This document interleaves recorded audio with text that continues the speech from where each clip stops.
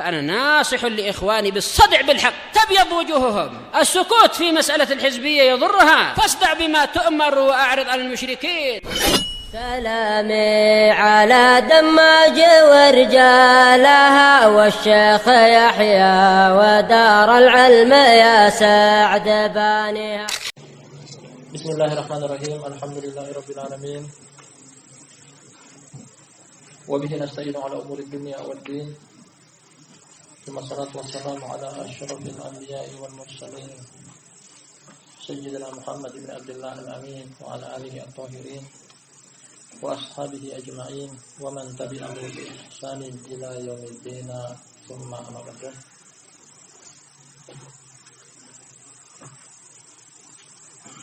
Ikhwanul kiram wa akhwatil karimat, akramani wa akramakumullah. Kita lanjutkan pembacaan kitab Tauhid alladzi huwa haqqullahi 'alal 'abid. Kitab pengesahan Allah yang merupakan hak yang bisa dituntut dari hamba-hambanya.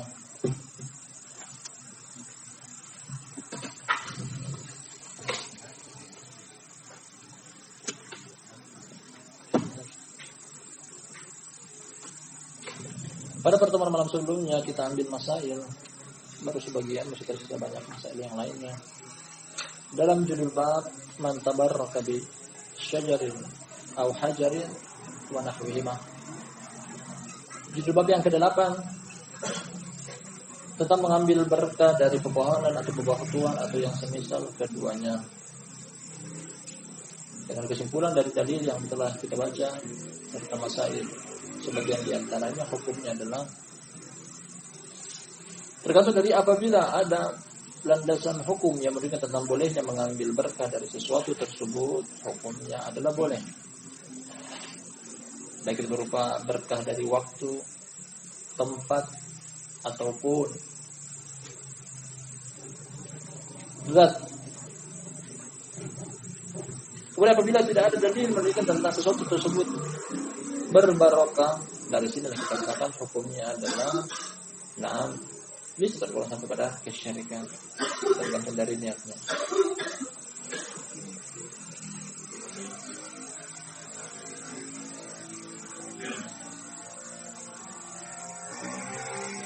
Di antara masalah yang telah kita ambil pada pertemuan malam sebelumnya adalah beberapa di antaranya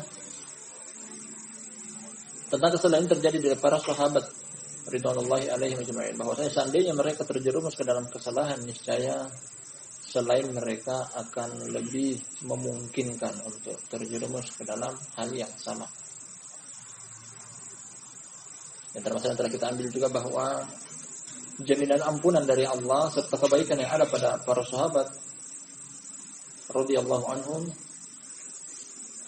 bukanlah penghalang bagi Nabi SAW untuk menegur dengan mereka dengan keras, tegas ketika terjerumus ke dalam kesalahan. Tetap ditegur, tetap dirubah.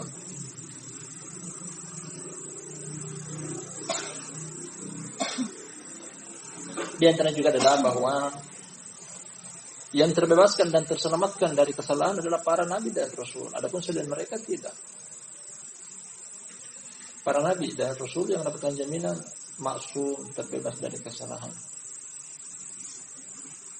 Ini dari poin ini bahwasanya kalau seandainya kita ingin menjadikan panutan atau suri tauladan, jadikanlah panutan dan suri tauladan kita adalah para nabi dan rasul. Bukan para ulama, bukan para sahabat. Kalau mereka mencocoki Rasul sallallahu alaihi wasallam, nanti kita jadikan mereka sebagai penguat. Yang utama adalah sunnah Nabi sallallahu alaihi wasallam. Kita akan lanjutkan masalah yang masih tersisa. Barakallahu fikum jami'an. Kata sang penulis, semoga Allah merahmati beliau. As-saminah, perkara yang ke-8. Masail yang ke-8. Nah, masail yang ke-8. Al-amrul kabir wa huwa al-maqsud annahu akhbara anna talabahum ka talabi bani Israila lamma qalu li Musa ij'al lana ilahan kama lahum alihan. Masalah yang ke-8 kata beliau perkara yang besar kalau beliau mengisyaratkan perkara ini adalah perkara yang besar, butuh untuk konsentrasi di dalamnya. Di antara perkara yang besar pada masail dari bab ini, butuh fokus padanya. Apa itu? Wahwal maksud, dan inilah maksud dan tujuan dari bab ini. Dari sisi mana? Bahwasanya beliau sallallahu alaihi wasallam memberitakan bahwa permintaan mereka sama dengan permintaannya Bani Israel ketika Bani Israel berkata kepada Nabi Musa, jadikanlah kepada kami sesembahan. Bani Israel meminta kepada Nabi mereka Musa alaihissalam untuk menjadikan sembahan sebagaimana orang-orang musyrik juga memiliki sesembahan. Kata Allah Subhanahu wa taala, wajawazna bi bani Israilal bahr fa'atau ala qaumin yaqufuna ala asnamin lahum qalu ya Musa ja'al lana ilahan kama lahum alihah. Ketika kami selamatkan mereka dari rongrongan Fir'aun dan bala tentaranya, disudutkan dan dipojokkan sampai ke tepian Laut Merah, mereka selamat, diselamatkan oleh Allah Subhanahu wa taala. Akhirnya mereka mendatangi sekelompok kaum yang sedang bertapa di pohon. Nah, maksud kami di sesembahan mereka. Mereka pun minta jadikanlah kami sembah sebagaimana orang-orang tersebut memiliki sesembahan. Serupa sama dengan kisah yang kita baca dari Abu Waqid Al-Laitsi radhiyallahu anhu. Para sahabat meminta sebagaimana kaum Bani Israil meminta. Kepada siapa? Kepada Nabi Musa sebagaimana mereka minta kepada Nabi Muhammad sallallahu alaihi wasallam. Permintaannya pun sama. Apa itu? Nah, Allah Subhanahu wa taala disebutui. Ini beliau katakan di sini bahwasanya para sahabat dibilang keliru dan salah sebagaimana Bani Israil keliru dan salah. Akan datang nanti pada poin-poin yang setelahnya bahwasanya terlarang untuk tasyabbuh, menyerupai ahlul batil, termasuk dalam perkara seperti ini.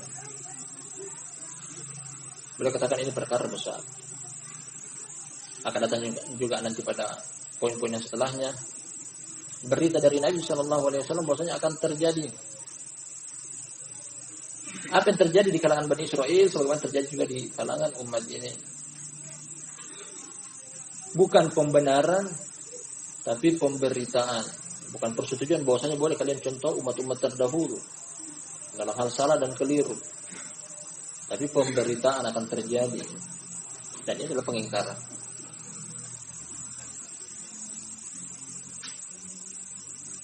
Beliau katakan ini maksud dari bab. Nabi SAW mengingkari permintaan para sahabat tidak dipenuhi, menunjukkan bahwa itu adalah kesalahan dan kekeliruan. Salah dan keliru. Oleh karena itu beliau mengingkari dan tidak memenuhi permintaan mereka.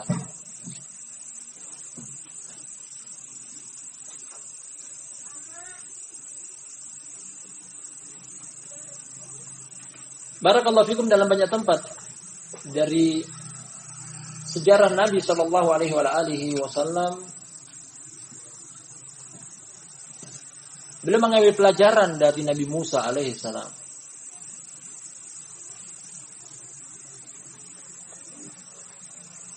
Bahkan Al-Imam Ibnu Katsir rahmatullahi alaihi menyebutkan dalam kitab beliau Fusul fi Siratir Rasul, Nabi kita Muhammad sallallahu alaihi wasallam dalam menimba ilmu juga butuh guru. Bukan cuma para sahabat yang berguru di Nabi sallallahu alaihi wasallam, bukan cuma para tabi'in berguru pada para sahabat, bukan cuma para tabi'in berguru pada tabi'in, bukan cuma para ulama yang berguru di guru-guru mereka, bahkan Nabi kita Muhammad sallallahu alaihi wasallam juga berguru, punya guru. Di antara rentetan guru beliau adalah pertama malaikat Jibril alaihissalam.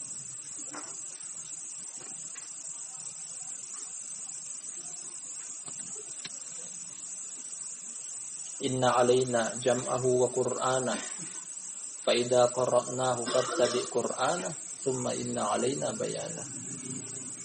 Nah, malaikat Jibril membacakan Al-Quran kepada siapa? Kepada muridnya, jadi Nabi Muhammad SAW. Kemudian antara nama guru yang disebutkan juga adalah Nabi SAW berguru kepada Nabi Musa alaihissalam. Bagaimana hal tersebut?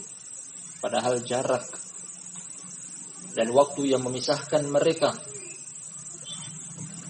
Nah, Kedua Nabi yang mulia ini pernah bertemu. Kapan itu? Ketika peristiwa Isra dan Mi'raj bertemu. Pokoknya cuma sekedar bertemu. Bahkan Nabi Musa alaihissalam membagi-bagi pengalamannya dalam hal berdakwah. Itulah ilmu yang beliau berikan kepada Nabi Muhammad SAW. Ketika Allah Subhanahu Wa Taala mewajibkan kepada beliau 50 waktu sholat sehari semalam, beliau menerima hal tersebut. Kemudian ingat kembali turun ke permukaan bumi, melintas di langit yang ke-6 bertemu dengan Nabi Musa. Ma amaraka rabbuk, apa yang Rabb engkau perintahkan kepada engkau? Khamsuna sholatan. Nah, 50 sholat sehari semalam. Apa kata Nabi Musa AS memberikan saran dan pendapat, irji ila rabbika fas'alhu takhfif. Kembali kepada Rabb engkau, mintalah kepada keringanan. Qad jarrabtu bi aqalli min hadza fi Bani Israil. Aku pernah mencoba hal yang lebih ringan daripada ini di Bani Israil. Mastata'u, mereka tidak mampu. Sedangkan umat Nabi SAW umat yang lebih lemah fisiknya, kekuatannya. Dan beliau terima saran tersebut. Nah, dan Syekhul Islam Ibnu Taimiyah rahimahullah dia menyebutkan bahwasanya kisah terbanyak yang Allah Subhanahu wa taala bawakan di dalam Al-Qur'anul Karim adalah kisah Nabi Musa. Kita sama-sama mengetahui bahwasanya sepertiga di antara isi Al-Qur'an adalah kisah. 2/3 yang lainnya adalah hukum-hukum berkaitan halal, haram, boleh, tidak boleh. Kemudian tauhid. 3 bagian dalam Al-Qur'an, pertama adalah tauhid, kemudian hukum-hukum, yang kedua adalah kisah. Sedangkan sumbangsih kisah paling banyak adalah dari Nabi Musa. Terkadang Nabi Musa disebutkan bersama Khidir alaihissalam. Terkadang Nabi Musa disebutkan sama Fir'aun alaihi laknatullah. Terkadang Nabi Musa disebutkan bersama Qarun, Haman. Terkadang Nabi Musa disebutkan bersama Bani Israel dan seterusnya. Oleh karena itu Nabi kita Muhammad SAW sangat terpengaruh dengan kisah Nabi Musa. Terbukti pada 3 kisah. Pertama di sini, ketika terjadi sesuatu yang beliau ingkari pada kaum beliau, jadi Nabi SAW mendapati dari kaum beliau yang beliau ingkari, beliau langsung mengingat Nabi Musa pun dan Bani Israel seperti ini. Kisah yang kedua terjadi ketika Nabi SAW pada tahun yang sama, berdekatan dengan kisah ini. Ketika Allah Subhanahu Wa Taala memenangkan beliau di perang Hunain, kemudian Allah limpahkan kepada beliau harta rampasan perang yang melimpah. Segerombolan onta, segerombolan kambing, dan seterusnya dari hewan-hewan ternak yang dibawa oleh musuh-musuh di medan pertempuran tersebut. Beliau membagikan kepada sebagian orang 100 ekor onta, sebagian lagi 200 ekor onta, sebagian lagi 40 ekor kambing. Dzul Khuwaisirah Al-Ain, seorang pencetus pertama kali komunitas Khawarij, dia mengkritik Nabi sallallahu alaihi wasallam. Hadhil kismah ma urida biha wajha Allah. Pembagian ini tidak diinginkan wajah Allah, karena sebagian diberikan, sebagian tidak diberikan, sebagian diberikan banyak, sebagian diberikan sedikit. Berita ini dinaikkan sampai ke telinga Nabi sallallahu alaihi wasallam, karena awal berita beliau tidak mendengarnya. Ketika mendengar hal tersebut, apa yang beliau katakan? Rahimallahu Musa qad udiya bi aktsar min dzalika fasabara. Semoga Allah merahmati Nabi Musa. Sungguh dia telah disakiti dengan yang lebih sakit daripada ini dan dia bersabar. Langsung teringat ke Nabi Isa. Maksud kami Nabi Musa. Teringat ke Nabi Musa.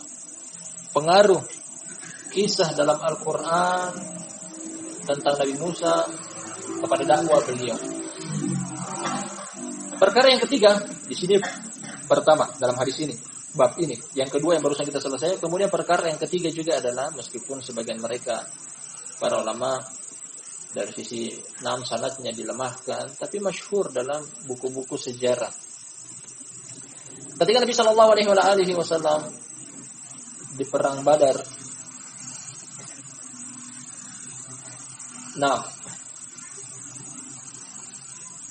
beliau dimenangkan oleh Allah Subhanahu wa taala dari musuh-musuh beliau. Dan termusuh yang terbunuh adalah Abu Jahal. Abu Jahal, seorang pemuda Ansori yang membunuhnya, namun disempurnakan dan dilengkapi oleh Ibnu Mas'ud, dipenggal lehernya, kemudian dibawa ke hadapan Nabi sallallahu alaihi wasallam. Ya Rasulullah, ini kepalanya Abu Jahal. Sambil menunjuk kepada kepala yang terpenggal tersebut, beliau mengatakan, hadhihi atau hadza fir'aun hadhil ummah. Ini adalah Fir'aunnya umat ini. Juga beliau teringat dengan Nabi Musa. Ibarat kalau apa yang kita sebutkan tentang Nabi Shallallahu Alaihi Wasallam sangat terpengaruh dengan kisah-kisah Nabi Musa yang Allah bawakan kepada beliau di dalam Al-Quran. Karena inilah tujuannya dibawanya kisah oleh Allah Subhanahu Wa Taala dalam Al-Quran untuk diambil pelajaran. Kata Allah Subhanahu Wa Taala, wa kullan nakussu 'alaika min amba'ir rusul ma nusabbitu bihi fuadak. Demikianlah kami bawakan kepada engkau kisah-kisah yang di dalam Al-Quran, kisah-kisah umat terdahulu, Nabi Adam, Nabi Idris, Nabi Nuh, Nabi Syuaib, Nabi Saleh, Nabi Hud, dan seterusnya sampai Nabi kita Muhammad SAW. Dengan tujuan apa? Linusabbita bihi fuadak, untuk mengkokohkan hati engkau, mengkokohkan hati dalam berdakwah, mengkokohkan hati dalam beragama. Ibarat kalau fikum engkau ingin agama engkau kuat, baca Al-Quran. Engkau ingin keimanan engkau kuat, baca Al-Quran. Engkau ingin kokoh, tidak akan goyang agama dan keimanan engkau, baca Al-Quran. Nabi SAW saja demikian.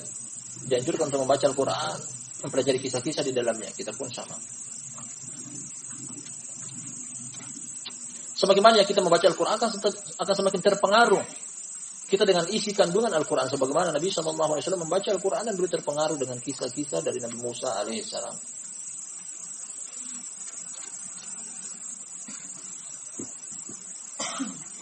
Yang berikutnya, At-Tasi'ah.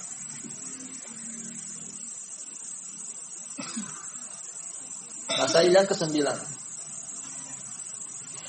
Anna nafya hada min ma'na la ilaha illallah ma'adikotih wa khafaihi ala ulaik. Kata beliau, penafian ini adalah arti kandungan dari kalimat la ilaha illallah. Jadi la ilaha illallah tidak akan bermanfaat kecuali memahami kandungan dari kisah ini. Apa itu yang beliau maksud? Kisah tentang, perhatikan, Nabi SAW mengingkari sebagian sahabat yang sebenarnya sudah masuk Islam. Status mereka sudah Islam. Kemarin mereka baru berpindah dari agama kesyirikan masuk ke Islam, ke Islam. Hanya saja keislaman mereka yang buntu untuk dijaga dari sisi jangan melakukan hal-hal yang mengantarkan kepada kesyirikan. Mereka belum terjerumus ke dalam kesyirikan, tapi menggiring ke sana dan dicegah oleh beliau. Inilah la ilaha illallah. La ilaha illallah dijaga. La ilaha illallah dipelihara. La ilaha illallah dijaga kesempurnaannya. Jangan sampai tercoreng, jangan sampai ternodai. Kita sebutkan bahwasanya Imam Ibnu Qayyim rahmatullahi alaihi menyebutkan bahwasanya tauhid ibaratnya adalah seperti secari kain yang berwarna putih. Ternodai dengan satu titik noda akan mengotori pakaian tersebut. Jangankan pada tingkatan kesyirikan, maksiat saja tauhid orang bisa luntur.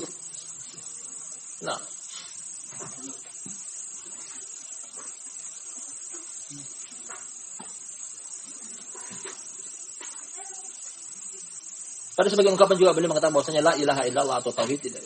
Ibaratnya seperti cermin atau kaca. Kalau sudah pecah nggak bisa disatukan. Sedangkan tauhid tidak ada dijual di pasar. Kalau kaca mungkin pecah kita bisa beli baru, tapi tauhid mencari di mana. Kalau sudah luntur, khalas, nggak bisa tergantikan. Yang bisa menyatukan kembali puing-puing tauhid berupa kesyirikan adalah hanyalah api neraka. Makanya jaga, pelihara tauhid kita, jangan sampai ternodai, jangan sampai pecah, hancur lebur. Ini yang boleh ingin ajarkan kepada kita bahwa pengingkaran dari Nabi SAW tujuan dan maknanya adalah untuk pemurnian tauhid la ilaha illallah. Sekarang kalau ungkapan beliau ada bahwasanya wahai sahabat-sahabatku, kalian baru kemarin sore masuk Islam. Mau dinodai, mau dikotori dengan perbuatan-perbuatan meminta berkah atau yang dimaksud dengan judul bab ini. Ma'adikotihi wa khafaihi ala ulaik. Perhatikan, para sahabat saya boleh ungkapkan di sini. Ini begitu samarnya. Begitu samar kepada para sahabat, apalagi orang lain. Perkara ini samar. Mereka menganggap boleh. Kita telah baca dari pengakuan beliau sendiri pada poin-poin yang sebelumnya. Mereka bukan mau sujud kepada pohon itu, bukan mau minta rezeki, wahai pohon berikan aku rezeki, bukan. Hanya saya mereka minta berkah kepada Allah Subhanahu wa taala, tapi ini sebagai sebab tetap disalahkan, tetap dikritik, tetap diprotes. Karena apa? Pemurnian tauhid. Kalau pada para sahabat saja yang mereka digembleng langsung oleh Nabi sallallahu alaihi wasallam, mereka berguru langsung di hadapan Nabi sallallahu alaihi wasallam. Nah, sama akan hal semacam ini bagaimana lagi dengan selain mereka? Tidak ada yang bisa memahami hal-hal semacam ini kecuali dengan jalur menuntut ilmu. Terus menuntut ilmu.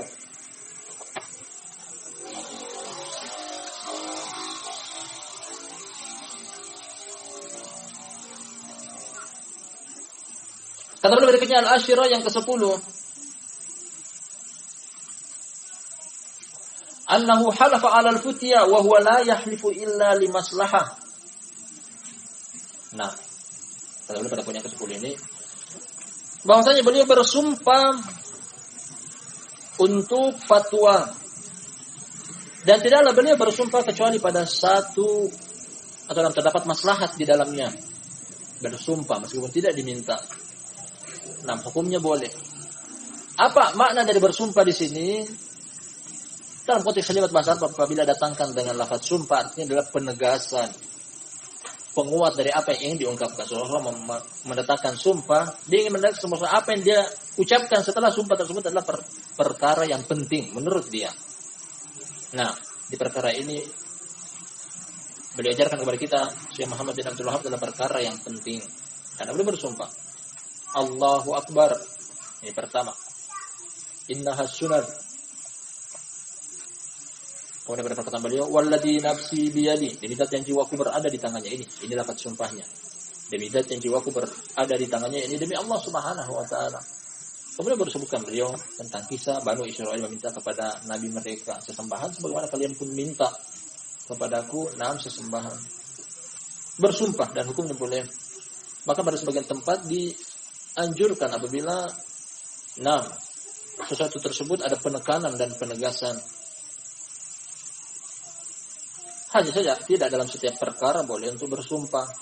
Nah, sebagian orang ingin terlalu mudahnya untuk mengumbar nama Allah Subhanahu wa taala dijadikan sebagai bahan sumpah. Barang dagangannya harga sepele mungkin cuma 1.000 atau 2.000 dia pakai sumpah. Wallahi barangku bagus, silahkan beli. Nah, begitu sepelenya Allah Subhanahu wa taala namanya digadaikan hanya karena untuk perkara duniawian. Apalagi dalam perkara untuk merampas hak orang lain. Man halafa ayaminin wa yuridu biha ayyaqta'a haqqam ri'in muslimin asqanahullahu radgata khabar. Kata Nabi SAW, barang siapa yang bersumpah dengan tujuan untuk merampas hak seorang muslim, Allah Subhanahu wa taala akan sirami dia dengan lelehan timah di api neraka wal iyadillah. Al-hadiyat asyara yang ke-11, anna syirka fihi akbar wa asghar li'annahum lam yartaddu bihada. Nah, beri tambih di sini, boleh berikan peringatan. Pada perkara ini terdapat penjelasan bahwa kesyirikan ada dua macam. Ada yang besar, ada yang kecil. Ada syirik akbar, ada syirik asghar. Sekarang boleh simpulkan kepada kita bahwasanya perkara yang termasuk syirik asghar. Nah, maksudnya apa? Menjadikan Allah Subhanahu wa taala satu-satunya tempat kembali, tapi mereka jadikan ini sebagai sebab. Ini sebagai sebab. Sebenarnya tergantung dari keyakinan mereka, akidah mereka. Kalau mereka menganggap bahwasanya pohon itulah yang mendatangkan manfaat, yang menolak mudarat, tidak ada sangkut pautnya dengan Allah Subhanahu wa taala, Allah tidak ada. Tidak ikut ambil andil dalam permasalahan ini. Mereka terjerumus dalam syirik akbar. Namun pada kisah kali ini para sahabat, terbukti bahwasanya Nabi SAW tidak mengeluarkan mereka dari lingkaran keislaman. Ini adalah syirik asghar. Ini perbedaannya. Pada kita sebutkan pada pertemuan-pertemuan sebelumnya perbedaan antara syirik akbar dan syirik asghar. Syirik akbar mengeluarkan dari agama. Pelaku syirik akbar otomatis langsung murtad, kafir. Nah, sedangkan syirik asghar tidak. Syirik akbar menghapuskan amalan-amalan seluruhnya. Amalan-amalan kebaikan sudah terhapuskan. Adapun syirik asghar tidak. Yang berkaitan dengan amalan itu saja yang tidak diterima oleh Allah Subhanahu wa taala. Amalan-amalan yang lainnya kalau memang ikhlas masih terjaga. Nah, jadi beliau simpulkan ini adalah termasuk syirik asghar. Namun barakallahu fikum, jangan pernah menyepelekan, karena tidaklah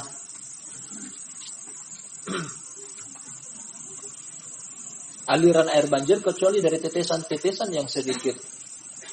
Tidaklah gunung yang begitu besar kita lihat kecuali kumpulan-kumpulan batu kerikil. Ya, artinya apa? Yang kecil bisa menjadi besar kalau terus-menerus dilakukan. Nah, yang kecil bisa menjadi besar. Makanya sahabat Ibnu Abbas radhiyallahu anhu dia mengatakan la saghirata ma'al istimrar wala kabirata ma'al istighfar. Tidak dianggap dosa kecil, meskipun dosa kecil, tapi tidak dianggap dosa kecil ketika dia melakukannya terus-menerus. Tidak dianggap dosa besar meskipun dosa besar, tapi tidak dianggap dosa besar ketika dia melakukannya kemudian dia beristighfar. Karena man taba ila Allah taballahu alaihi, barang siapa yang bertobat, Allah akan berikan tobat kepada dia, ampunan kepada dia. Waman istaghfara an dzambin kaman la dzambala. Barang siapa yang istighfar dari satu dosa seakan-akan dia tidak punya dosa. Ini perbedaan.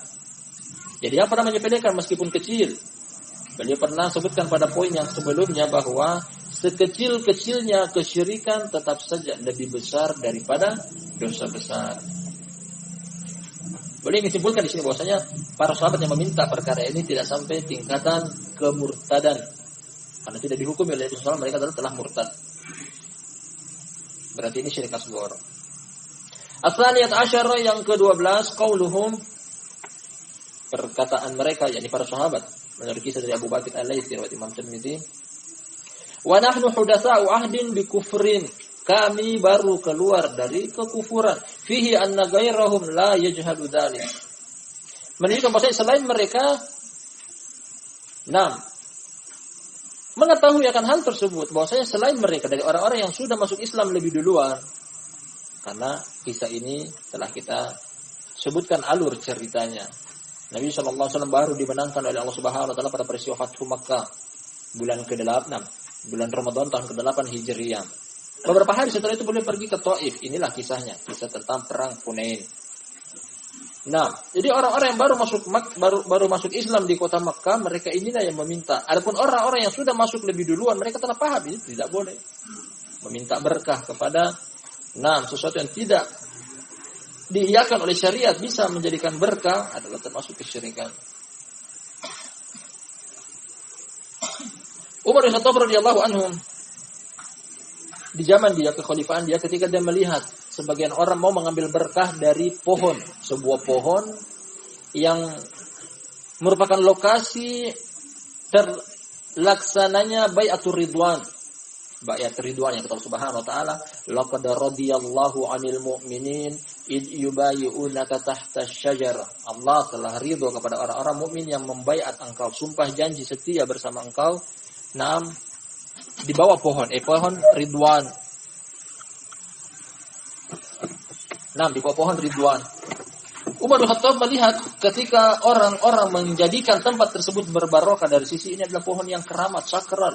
Peristiwa penting dalam ajaran Islam terjadi padanya. Akhirnya mereka selalu datang ke tempat tersebut, entah itu menyentuhnya, mengharap berkah dan semisalnya. Umar bin Khattab memotongnya, memerintahkan untuk memotongnya. Karena jangan sampai dijadikan berkah setelah tiada para sahabat.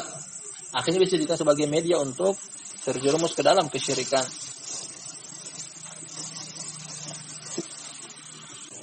Sambil kita lanjutkan. Poin keberapa lagi ini? Tab as-salisata asyar, yang ke-13. At-takbir inda ta'ajjub khilafan liman karihahu. Bertakbir ketika melihat sesuatu yang dikagumi. Perlu berikan tanbih kepada sebagian ikhwah. Kalau tidak sebagian, mungkin hampir seluruhnya. Sering kita dengar kalau mereka takjub selalu mengatakan astagfirullah, jatuh piring, astagfirullah. Piring jatuh bukan dosa, enggak perlu untuk beristighfar. Ketika Nabi SAW takjub, ini yang beliau ucapkan, Allahu Akbar. Atau beliau kaget tengah malam dari mimpi buruk, beliau bangun sambil mengucapkan la ilaha illallah wailul lil arab min syarrin qad iqtarabat. Ada pada sebagian keadaan beliau ucapkan subhanallah. Tapi sebagian ikhwah, bukan cuma ikhwah, Ummahat juga terkadang sesuatu yang takjub mereka lihat, astaghfirullah. Nah, atau terkadang mereka singkat, yang lebih jelek lagi didengar, astaga. Nah, kalau takjub itu diucapkan, astaga. Nabi SAW ajarkan kepada kita kalau beliau takjub melihat sesuatu yang luar biasa, baik itu baik dan buruknya, ini yang beliau ucapkan, Allahu Akbar. Nah, atau Subhanallah. Ada pun ucapkan astagfirullah, tapi ini tidak ada landasan hukumnya. At-takbir inda ta'ajjub, mengucapkan takbir ketika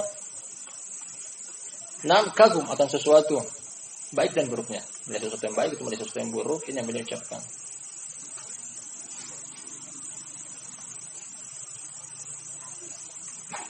Sebagai istilah lagi dari sebagian tradisi, mereka ucapkan astaga naga. Nah, tambah naga di belakang, astaga naga. Orang sini bilang begitu juga?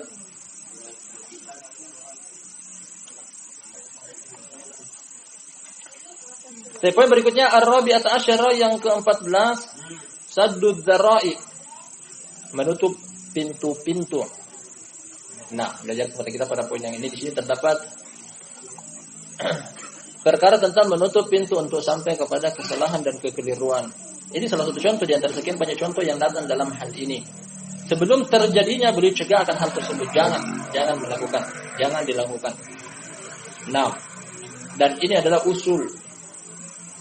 Ini adalah perkara yang hendaknya ditempuh. Dalam banyak tempat dalam Al-Quran menunjukkan juga akan hal yang serupa.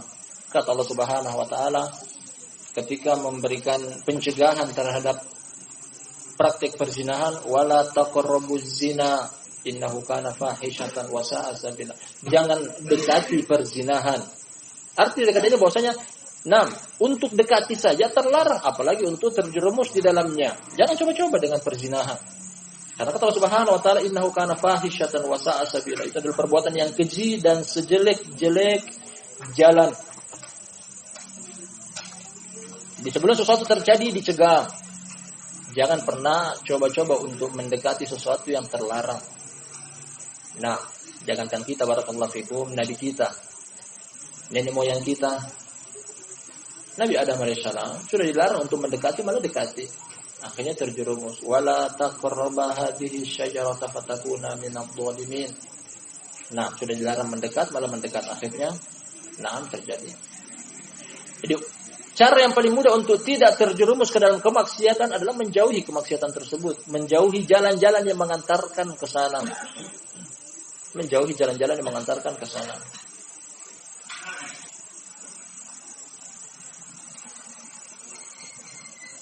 Al-khamisata asyara yang ke-15. An-nahyu anit tashabbuh bi ahlil jahiliyah. Larangan untuk menyerupai ahlul jahiliyah. Ahlul jahiliyah di sini umum. Segala menurut beliau sendiri, penulis Syekh Muhammad bin Abdul Wahhab dalam kitab beliau Masail Jahiliyah memberikan pengertian atau definisi tentang jahiliyah dari kullu ma khalafa ma jaa bihi Rasul sallallahu alaihi wasallam. Jahiliyah atau kejahilian atau kebodohan adalah segala sesuatu yang menyelisihi apa yang Rasul sallallahu alaihi wasallam datang padanya. Jadi umum kejahilian. Pelaku kesyirikan jahili, orang kafir jahili, Yahudi dan Nasrani jahili, ahlul bid'ah jahili, kemaksiatan juga jahili. Intinya seluruh yang menyelisihi perkara Nabi SAW adalah kejahiliaan.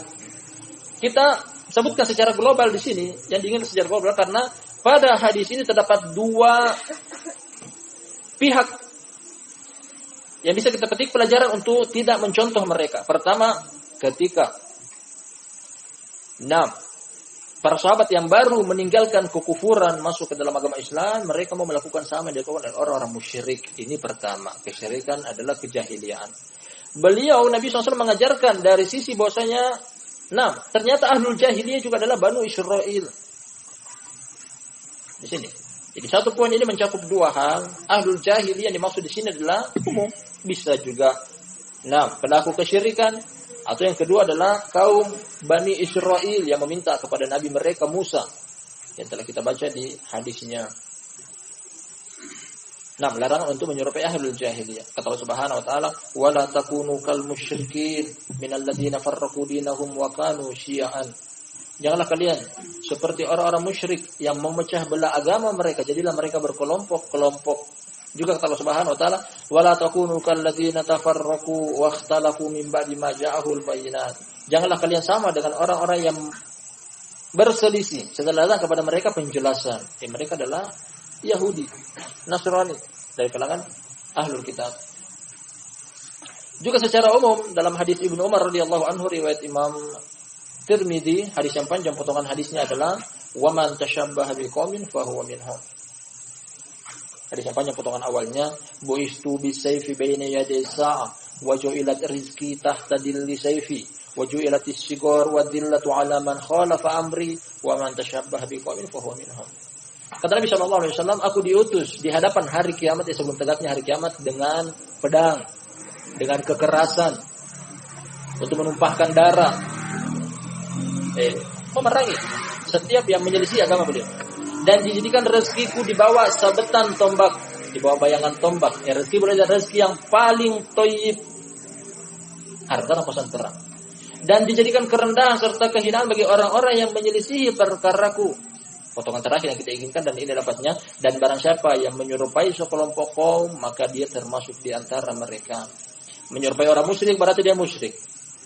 Menyerupai Ahlul Kitab Yahudi dan Nasrani, mereka juga Ahlul Kitab. Karena ada unsur kecintaan dalam diri mereka ketika mereka mencontoh hal tersebut. Menyerupai pelaku kemaksiatan, Ahlul Fusaq, berarti mereka di antara mereka.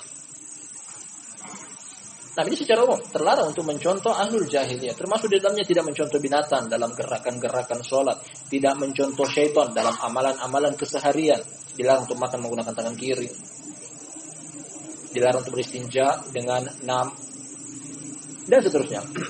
As-sadisata asyara, yang ke-16, al-ghadabu inda ta'lim. Marah ketika menyampaikan pelajaran.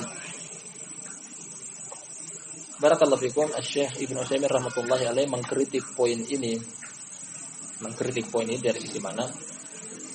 Sebenarnya beliau tidak marah. Nabi SAW tidak marah, hanya saja bersikap tegas. Bukan momen marah di sini. Nah, apalagi marah dalam memberikan pelajaran. Syekh Utsaimin mengungkapkan bahwasanya ini tidak layak marah ketika taklim. Nah, meskipun ini adalah kesalahan, berat kesalahannya, tapi pada momen ini boleh tidak marah.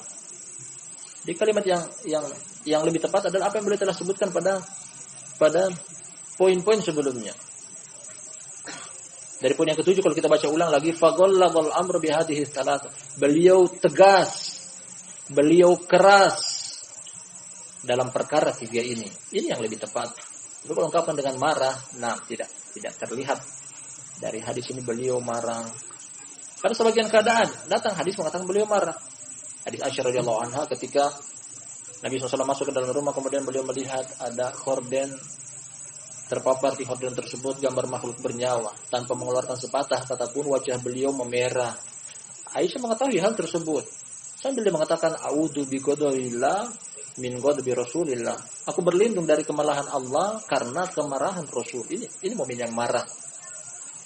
Nah, adapun di sini tidak terlihat marah. Mungkin ungkapan yang lebih pantas adalah tegas. Dalam permasalahan taklim boleh seseorang menyelisihi syariat, seseorang menyelisihi sunnah, boleh untuk ditegas. Apalagi barakallahu fikum ungkapan marah kepada orang-orang yang sebenarnya baru masuk Islam. Artinya jangan sampai kita berikan tanbih ini, Syekh Utsaimin itu mengatakan demikian, jangan sampai kita termakan dengan poin yang ke-16 ini mengatakan bahwasanya orang yang masuk Islam boleh untuk dimarahi. Tidak demikian. Makanya kita ubah lafadznya yang lebih aliyat, lebih pas, lebih tepat, lebih cocok.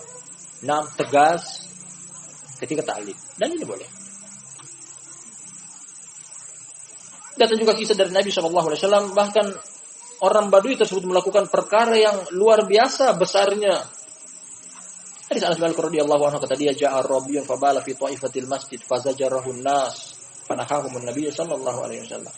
Kata Anas bin Malik, seorang Badui Arab dari pedalaman pelosok datang dengan punya adab, belum mengetahui tentang tata kerama, datang di masuk masjid, dia buang air kecil di sudut masjid tempat ibadah.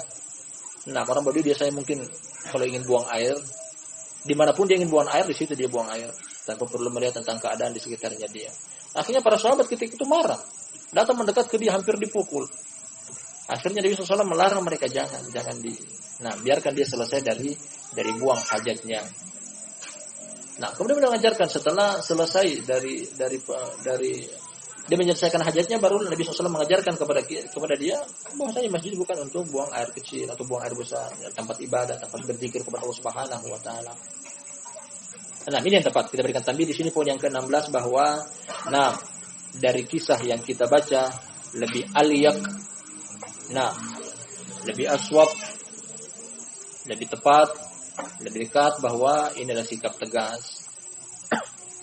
As-sabi'at asyara yang ke-17, al-qaidatul kulliyah liqaulihi innaha sunan. Poin yang ke-17, kaidah umum dalam perkataan innaha sunan, ini adalah contoh. Tidak seluruh contoh. Ini adalah contoh. Contoh apa? Contoh tentang para sahabat atau kaum muslimin di zaman tersebut menyerupai umat-umat sebelumnya.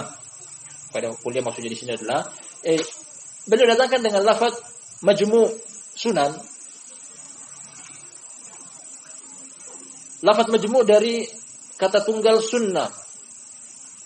Satu perbuatan beliau istilahkan dengan seakan-akan seluruh perbuatan yang datang dari Bani Israel. Tidak, ini hanya sebagian.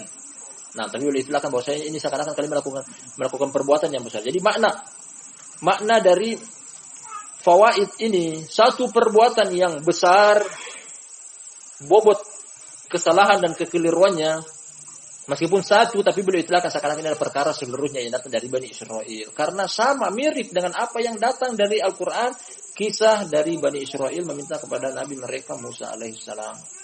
Jadi beliau mengungkapkan bahwasanya seakan-akan itu adalah perbuatan yang besar.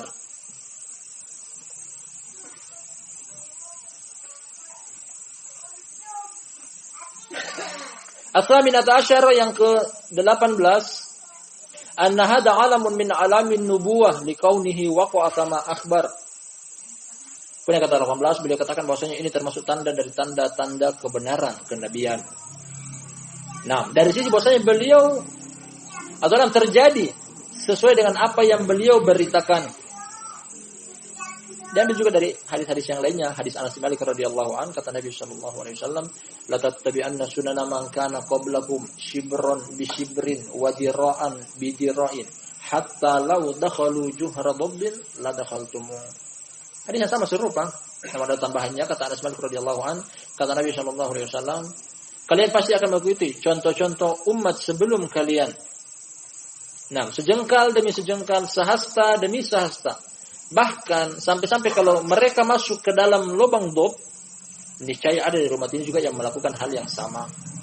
Bahkan pada sebagian riwayat,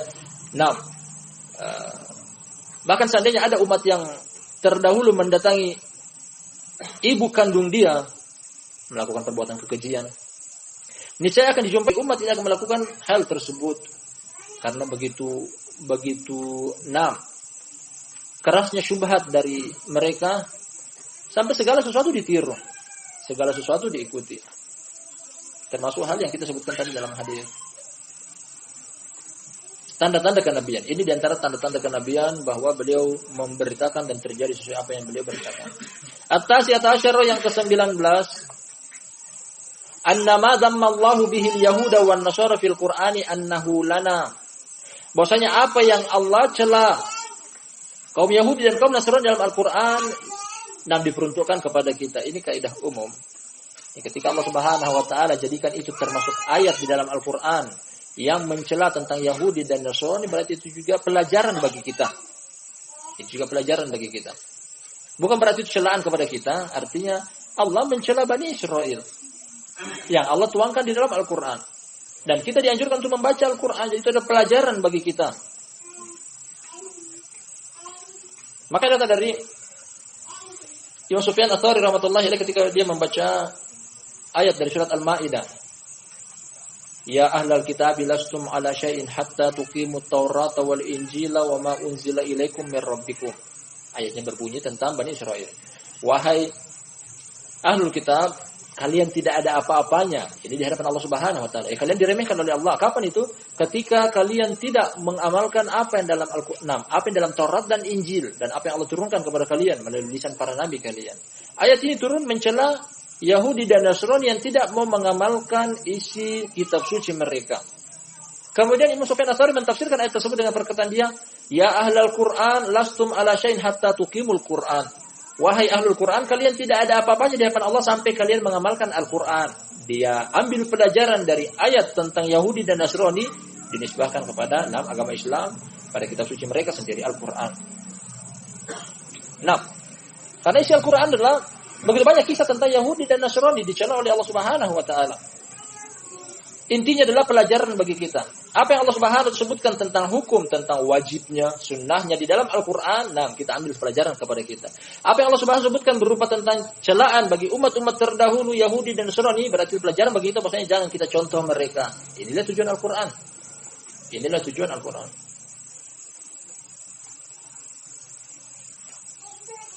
Al-Ishrun, tiga poin terakhir. Annahu mutaqarrarun indahum annal ibadat mabnaha 'alal amr fasarra fihi tanbih 'ala masailil qabr. Ini butuh konsentrasi padanya 1, 2 dan 3. Butuh fokus dalam memahami tentang permasalahan ini. Insyaallah kita akan akhirkan lain waktu. Ada pertanyaan dari sebagian ikhwah. Bagaimana hukum main game tulisnya ini PUBG dan ML? Apakah masuk dalam kesyirikan? Barakallahu fikum. Dari analisa orang-orang yang pernah terjerumus ke dalamnya kemudian bertobat darinya mengatakan bahwasanya 2 game ini terdapat unsur kesyirikan. Karena ketika terjadi kemenangan dari salah satu kubu dari 2 yang berperang, dia sembah, dia sujud. Apa yang disembah? Berhala. Bukan begitu? Kemudian dari sisi lain juga bahwasanya ini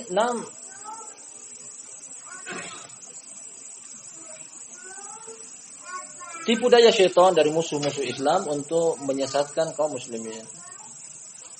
Kaum muslimin ingin mencari ketenangan ada pada agama Islam, bukan dengan mencari ketenangan pada hal-hal semacam ini. Mungkin sebagian orang terhibur, taruhlah itu orang-orang yang tidak beragama, tidak mengagungkan agama, adapun agama Islam, penganut agama Islam merasa terhibur dengan saya berzikir kepada Allah. Kata Allah Subhanahu wa taala, "Alladzina amanu wa tatma'innu qulubuhum bi dzikrillah, ala bi dzikrillah tatma'innul qulub." Orang-orang beriman, tenang hati mereka dengan berzikir kepada Allah. Ketahuilah dengan berzikir kepada Allah akan datang yang namanya ketenangan. Nabi sallallahu alaihi wasallam beliau juga tanggaskan bahwasanya kata beliau dari hadis Anas, "Hubbiba ilayya min umuri dunyakum at-tib wan nisa wa ju'ilat qurratu 'aini fi shalah." Digemarkan kepadaku perkara dunia kalian, wanita dan parfum, dan dijadikan penyejuk hatiku pada salat. Terkadang datang masalah dari musuh-musuh Islam.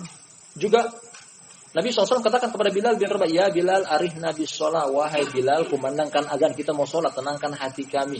Ini pun yang dianjurkan oleh Allah Subhanahu wa taala. Ketika datang gundah gulana, masalah, problematika, apapun itu, Allah Subhanahu wa taala anjurkan. "Walaqad na'lamu annahu yadiku sadruka bima yaqulun, fasabbih bihamdi rabbika wa kum minas sajidin, wa'bud rabbaka hatta ya'tiyakal yaqin."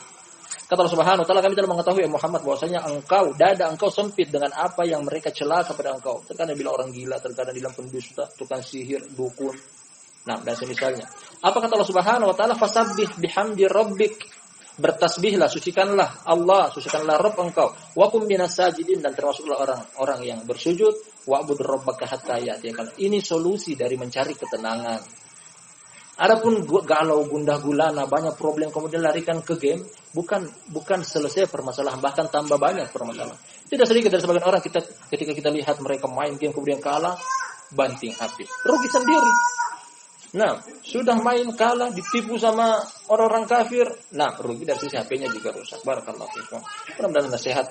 Ini sebenarnya nasihat yang terulang-ulang, hanya saya sebagian kita masih menyampaikan akan hal ini. Allahul musta'an.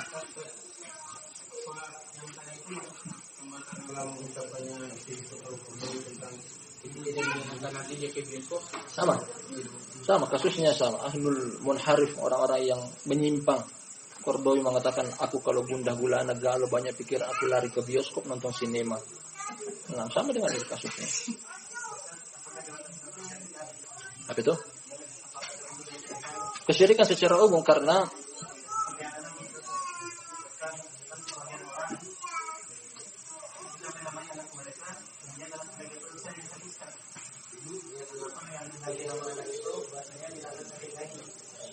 jangan menganggap ini adalah membawa penyakit. Nah, kita tutup dulu yang ini.